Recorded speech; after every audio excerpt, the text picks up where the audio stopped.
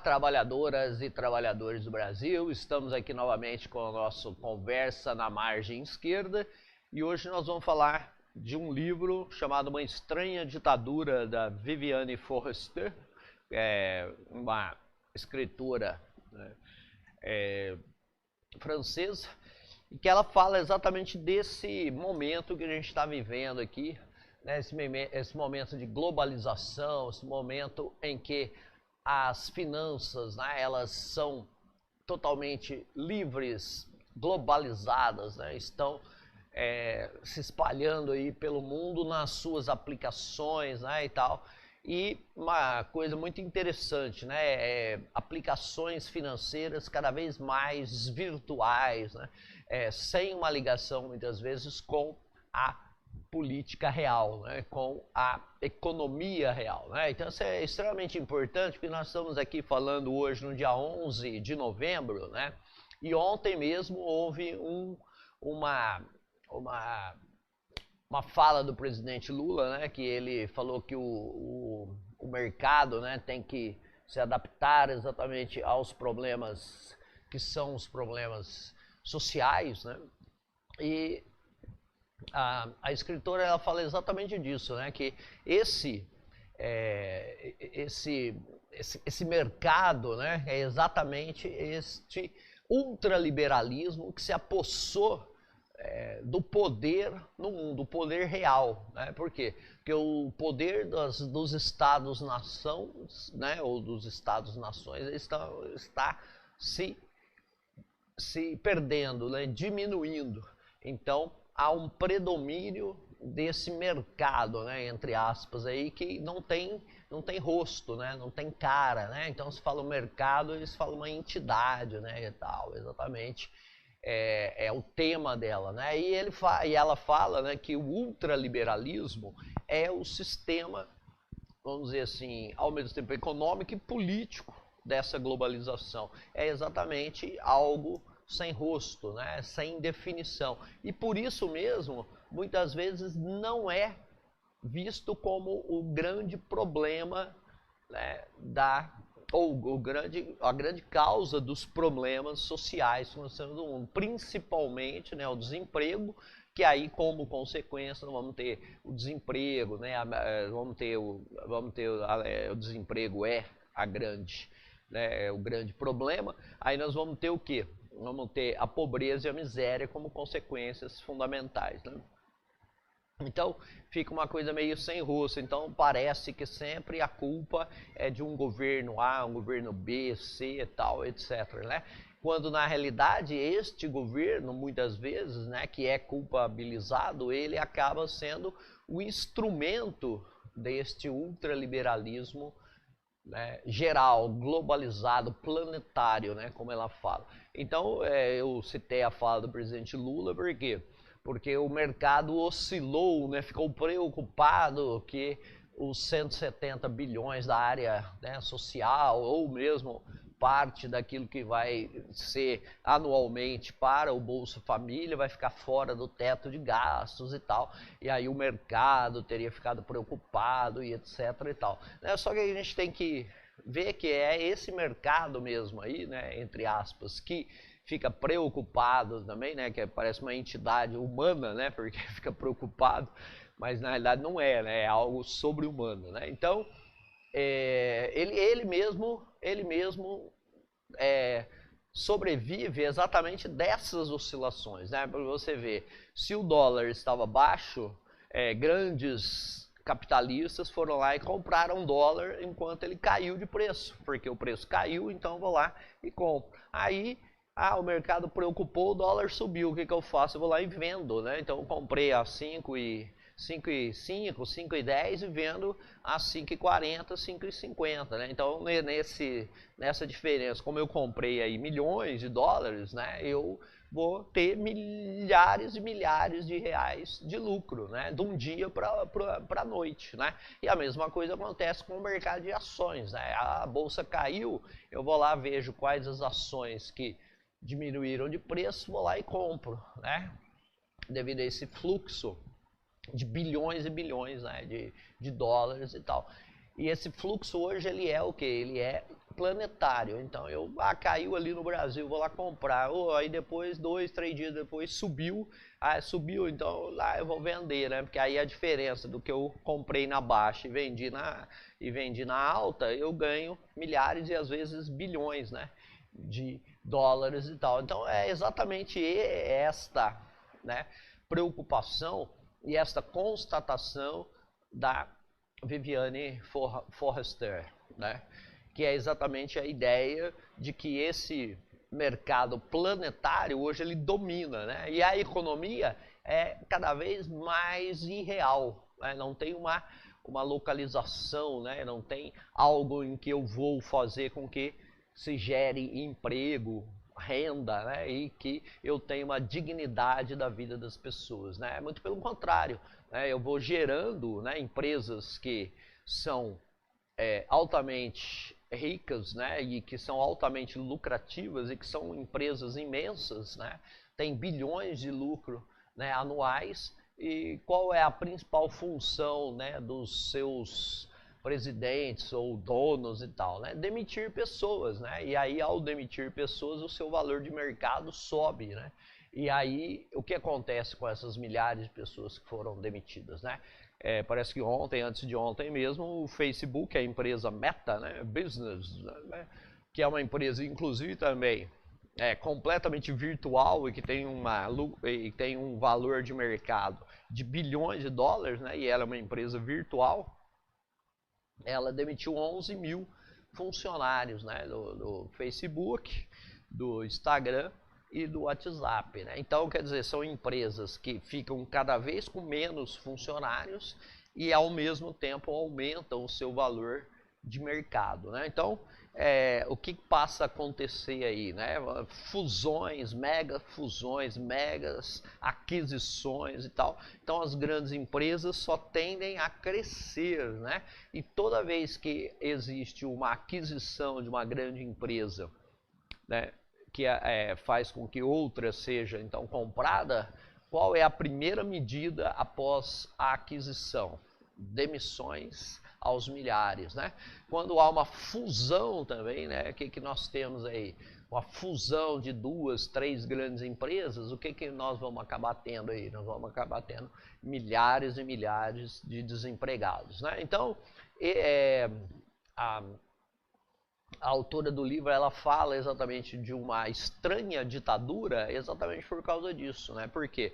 Porque na realidade esse sistema ultraliberal, ele convive, né, tanto com o sistema de Estado-nação democrático quanto um sistema político de Estado-nação não tão democrático assim, e às vezes até, né, um sistema ditatorial. Então não tem muitos problemas, né, eles sobrevivem e tal, né, e mesmo quando você tem uma democracia onde você coloca essa problemática, né, do ultraliberalismo, né, e dos capitais que vão e vêm de maneira, né, rápida, né, e que também não tem nenhum controle desse fluxo de capitais, né, qualquer Estado-nação que queira, né, chegar e estabelecer alguma regra para esse fluxo de capitais, né, ela acaba sendo acusada de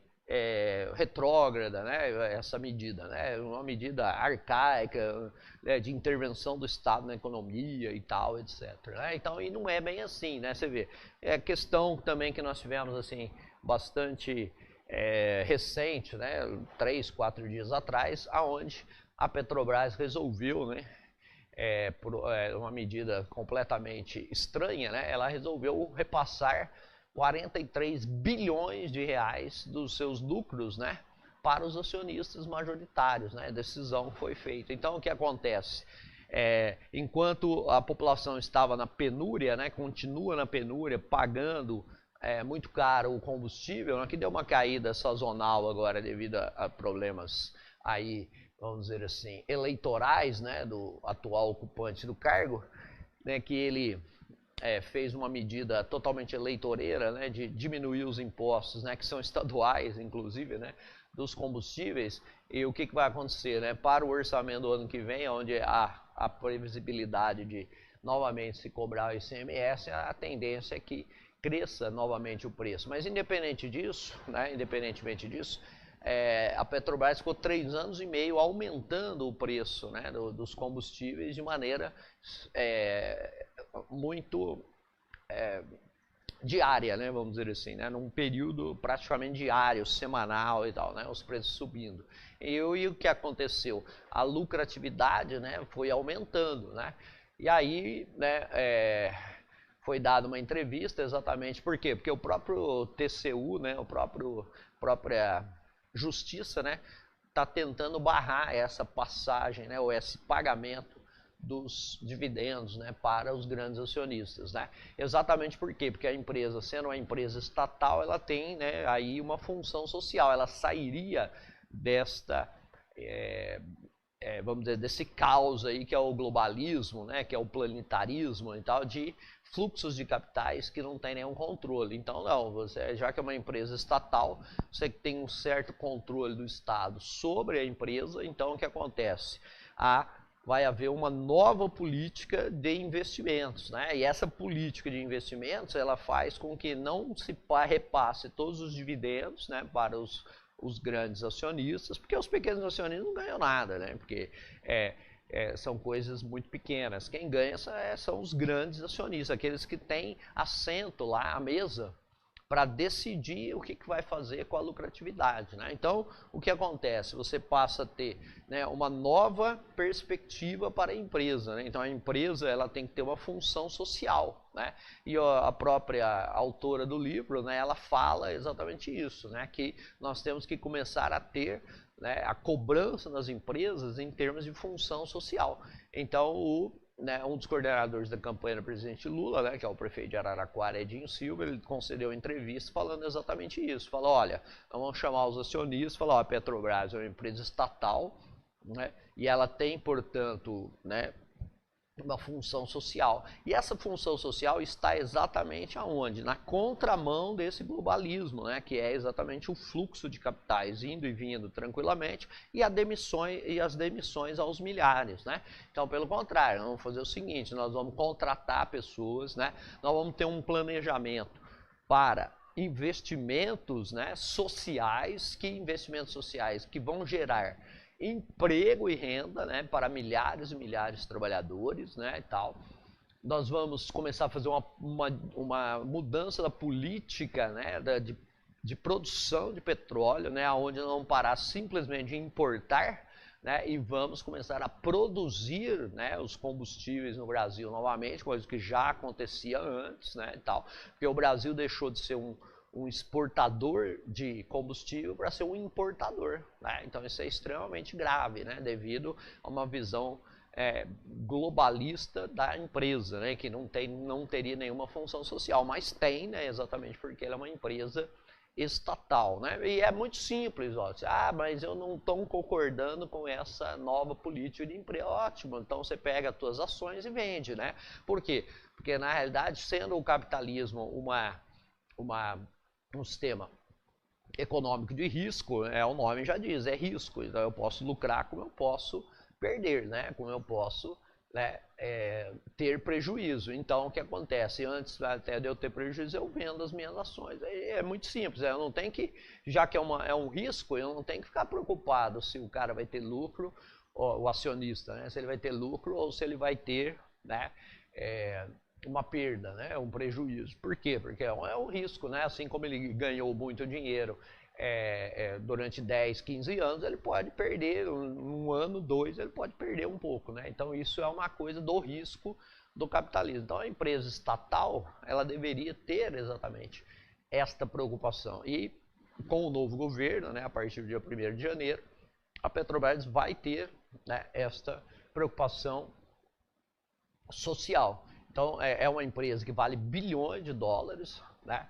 É uma empresa, inclusive, que sofreu aí problemas por ingerência política, que isso aí ninguém fala, né? Ingerência política depois do golpe de 2016, né? Onde ela teve que, por exemplo, pagar para acionistas estrangeiros, né, um valor absurdo de mais de 10 bilhões de dólares, assim porque aceitou um acordo que nenhuma empresa aceitaria, né? Nenhuma empresa aceitaria, mas a ingerência política, né, que houve lá por causa daquela operação, né, ilegal, imoral, né, da Lava Jato, fez com que ela pagasse e ela perdesse até um pouco do valor de mercado.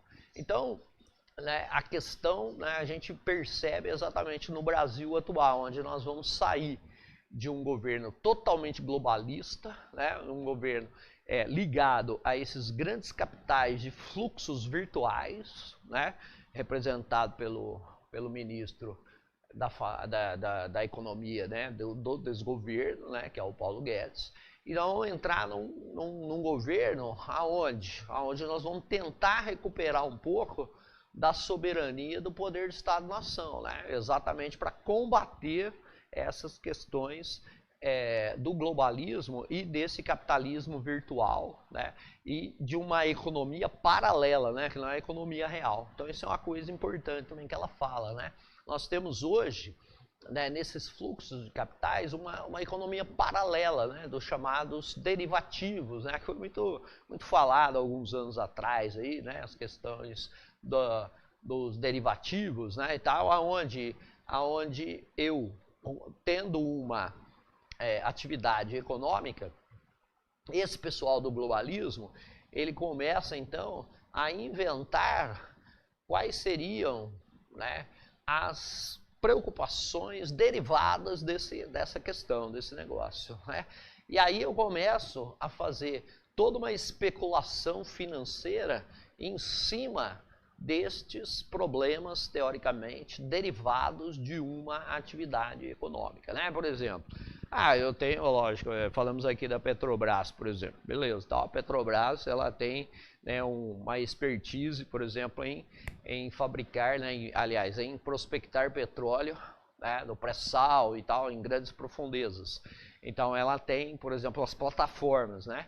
Então aí, para esse pessoal do derivativo, eles conseguem quantificar, né, virtualmente qual que é o risco dessa plataforma, por exemplo, afundar, né, dela ter problemas, por exemplo, e não produzir e tudo mais, né? Então eles acabam inventando alguns problemas derivados, daí que vem o derivativo, né, derivados do negócio principal. E eles começam a especular com isso, né? A mesma coisa, vou construir um prédio, o prédio pode cair, né? Ou o prédio pode chegar e ter um problema de estrutura e não subir, né, tal, porque aí foi mal feita a estrutura e tal. Aí eu estava planejando 3, 4 anos para construir o prédio, vai demorar 7. Então eles quantificam esse problema, né, do negócio principal e ficam especulando sobre isso, né? Não, mas o prédio, mas os engenheiros são bons e tal, então não vai acontecer isso, então o risco é menor, ou não, mas a questão ali da rocha ali não é muito boa naquela região, então eu começo a especular e começo a jogar o risco alto, aí eu tenho mais possibilidade de lucrar e tal, né? Então isso tudo, inclusive, né, tem que ser devidamente, né, colocado fora da lei, né? A questão dos derivativos, as questões da especulação e tal. E ela, de alguma forma, né? De alguma forma ilegal, né? Qualquer ação que não seja dentro de questões principais das empresas e tal, né? Que vão estabelecer os seus lucros, suas perdas e tal, etc. Né? Quando é uma empresa de capital aberto e tudo mais, né? Então, o que vai acontecer? Você tem que ter um governo, né, que vá controlar, mas um governo controlando também não adianta nada. Então, por isso que a gente volta, inclusive, para outras questões de outras conversas nossas na margem esquerda, né? Uma importante questão ligada à valorização, né? Já que existe um globalismo, né, um planetarismo, né, desta economia ultraliberal e sem freios, né, nós temos que ter também o que? A possibilidade de intervenção planetária, né, nesses capitais de fluxo virtual, né? Então nós temos que ter, por exemplo, um grande poder aí da Organização das Nações Unidas, né? Nós já falamos em outros programas, né, a questão muito ligada, por exemplo, à ao controle dos paraísos fiscais, né, que deveria haver uma lei planetária simplesmente abolindo, né, acabando com os paraísos fiscais, né? Você vai pegar e vai abolir. Você vê a própria Suíça, né, entre aspas, que era um paraíso fiscal dentro da Europa, né? A própria Suíça, ela teve que ir se adequando a regras e tal, né, dentro da União Europeia, certo? Então ela acabou com muitas regras que ela tinha lá de contas secretas e tal, etc., por estar, né, dentro de um sistema, né, econômico, político, social, que é exatamente a União Europeia. Apesar de ela não fazer parte, né, mas ela está inserida até geograficamente, né, está inserida em termos até dos negócios e tal, na União Europeia, né? Então ela não faz parte exatamente por quê? Porque ela tem uma ligação com esse globalismo aí, né, virtual e tal, econômico, né, e tal. Mas ela está entrando, né, e está tendo, né, que se adequar a regras que são da União Europeia. Então, se a gente transferir isso aí, né, para uma questão planetária, né, que como a Viviane Forrester fala, né, já que esse fluxo de capitais, né, do capitalismo virtual, do ultraliberalismo e tal, ele é planetário, então nós temos que ter um controle planetário disso aí também, né? Então, a primeira coisa, ela não fala especificamente isso, mas sem dúvida nenhuma, dentro do contexto, né, de toda o pensamento dela, né, é uma forma de você combater isso, né, exatamente acabar com os paraísos fiscais, né? Então, desde aquele lado dos ingleses, né, e tal, passando por outros aí, países da América Central, outros países do Oceano Índico e tal, né, lugares aí onde que sobrevivem com aplicação de capitais que não tem nenhum tipo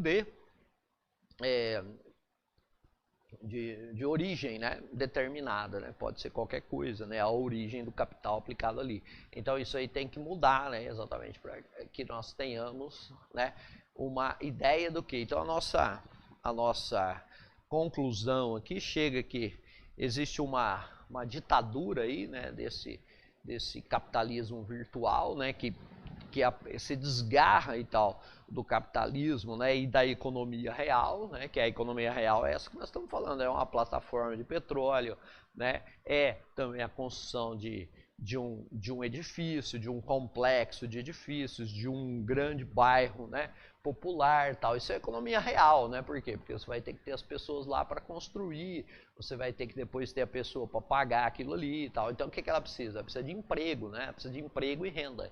Então nós não podemos ter o predomínio de empresas extremamente grandes, né, que dominam a economia, né, e que só fazem o quê? Só crescem, só lucram e esses lucros ficam cada vez mais individualizados, né? Onde, por exemplo, eu demiti 15 mil funcionários e aí eu vou receber 10 milhões, 20 milhões de dólares de bônus, né? Que é o CEO, né, da empresa, né? O presidente, o dono e tal, né? Que muitas vezes está lá exatamente para diminuir o número de empregos, né? Então, nós temos que sair um pouco, né, nos livrarmos um pouco dessa economia virtual, né, dessa economia que é uma economia completamente paralela à economia real e fazermos com que, né, nós tenhamos leis que vão controlar esse fluxo de capitais, né? E o que fazer com esse capital virtual aí, vamos dizer, né? Você vai taxá-lo, né? Para quê? Para que ele seja atraído para efetivamente uma aplicação na economia real, né? E você não pode ficar, né, simplesmente lucrando, né, com informações, né, que são passadas, informações falsas e tal, etc., né? A famosa especulação, né, que é extremamente já adotada como ilegal em todas as bolsas de valores e tal, etc., né? Então é só você assistir alguns filmes, né, estadunidenses que você percebe, né, que existe no país, né, nos Estados Unidos, existe no país uma grande oposição, né, a essas grandes empresas, né, que dominam mercados e tal, e que tem valores astronômicos de bilhões de dólares, e que na verdade não geram emprego, não tem uma função social e tudo mais, né? Então são apenas aí fluxos de capitais, principalmente agora que nós temos, né, empresas aí como, né, de comunicação, né, que é muito mais uma comunicação virtual, né, como nós citamos a empresa, o Meta Business, né, que demitiu 11 mil pessoas, né, nas suas empresas. Quer dizer, por quê? Porque o Meta Business era uma empresa que comprou outra, depois comprou outra, né? Então o Facebook, né, que era, e depois comprou o Instagram e comprou o WhatsApp. Então aí você tem um domínio, né? É uma empresa que vai se concentrando cada vez mais, e nessa concentração, né, ela vai precisando cada vez de menos funcionários, né? Então por isso que o dono da empresa, né, ele foi lá e ontem mesmo, antes de ontem, então, anunciou 11 mil demissões, né? Então por quê? Porque não precisa, né? Porque a tecnologia vai fazendo com que você prescinda de trabalhadores, né? Você precisa lá dos programadores e tal, das pessoas que vão, né? Agora, e a economia real, né? Que é aquela economia do pequeno, né? Do pequeno produtor agrícola, o pequeno produtor industrial, né? Isso é que precisa ser valorizado, né? A economia real que vai acabar gerando emprego. Todo mundo sabe que são as pequenas, micro, médias empresas que geram a grande parte dos trabalhos, né, dos empregos, né? E esse trabalho, que é de uma economia real, né, ele tem que ser valorizado, né, pelos países, né, pelos estados-nação.